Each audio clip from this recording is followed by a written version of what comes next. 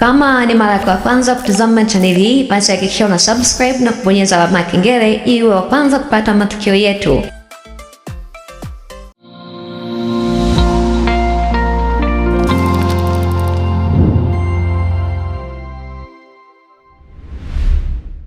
Bwana Yesu asifiwe. Amina. Bali ya uzima? Salama kabisa. Kwanza kwa majina nani? Kwa majina naitwa Tumaini Chimos. Amen. Kama tunavyojua siku ya leo ilikuwa ndio hitimisho ya wiki ya watoto. Hapa kanisani kwenu sikukuu imeendaje? Sikukuu ilikuwa vizuri, ilikuwa ya kupendeza kabisa, tunamshukuru Mungu. Na nikuulize jambo lingine kwamba kwa upande wako ni jambo gani ambalo watoto wamelifanya kwenye ibada ya leo limekugusa sana? Kwa upande wangu nilichopenda kwa watoto, hasa kwa yule mhubiri, amehubiri jambo zuri sana kuhusu Roho Mtakatifu. Mtoto awe na Roho Mtakatifu akiwa mdogo kabisa. Hiyo imenifunza kwamba namna gani kuishi na mtoto, kumpa malezi na kumwombea kwa Mungu, au mtoto aishi vipi na Roho Mtakatifu.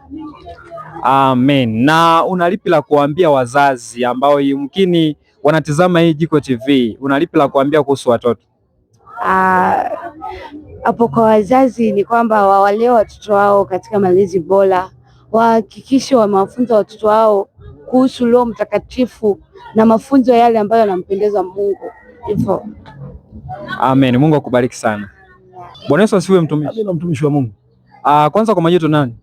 Kwa majina naitwa Gwamaka Mwambene, ni mshirika wa mahali hapa Shalom Gospel Center na nimeokoka pia. Amen. Kama tunavyojua siku ya leo ilikuwa ndio hitimisho la hili wiki la watoto kwenye makanisa ya TAG yote Tanzania. Kwa upande wa kanisa lenu ni jambo gani ambalo watoto wamekugusa baada ya kulifanya kwenye ibada ya leo? Yaani kwa kweli mtumishi wa Mungu nimeguswa na mambo mengi, lakini mojawapo hasa kwa mahubiri, lakini pia kwa mafundisho kwamba watoto tuwalee maadili mema. Kwa kweli nimeguswa sana mtumishi wa Mungu, nimefurahi. Ndio.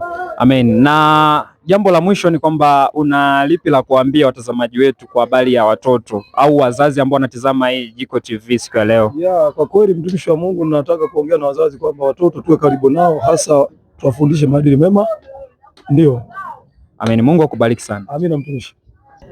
Ndugu mtazamaji wa Jiko TV, leo hii ilikuwa ndio hitimisho la wiki la watoto kwenye makanisa ya TAG nchi nzima, na natumai yapo mambo mengi ambayo umejifunza kutoka kwa waliozungumza kwa habari ya hili wiki kwenye kanisa la TAG Shalom International Gospel Center.